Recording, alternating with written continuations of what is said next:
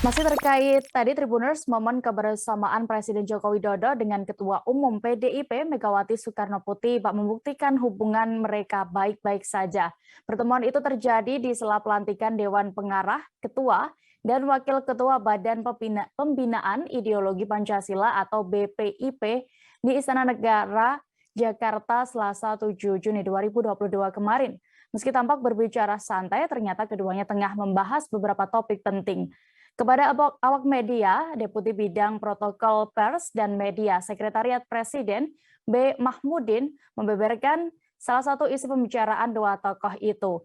Ia mengatakan bahwa Jokowi hendak mengonfirmasi kehadirannya saat peresmian Masjid At-Taufik yang dibangun oleh PDI Perjuangan di Lenteng Agung, Jakarta Selatan. Menurut B, rencana kehadiran Presiden Jokowi untuk secara langsung meresmikan masjid tersebut. Terpisah, Sekretaris Jenderal DPP PDIP Hasto Kristianto menegaskan bahwa tidak ada masalah apapun dalam hubungan antara Ketua Umum PDIP dengan Presiden Joko Widodo.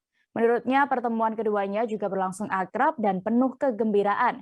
Hasto mengatakan banyak yang tidak tahu bahwa Ibu Mega dan juga Pak Jokowi secara periodik berbicara intens membahas persoalan bangsa dan negara, karena semua dilakukan tertutup dalam suasana khusus agar mengalir gagasan jernih mendalam karena terkait masa depan bangsa dan negara. Hasto pun memahami isu tak sedap sering dikeluarkan oleh orang-orang yang tidak bertanggung jawab, terlebih menjelang pemilu 2024 ini.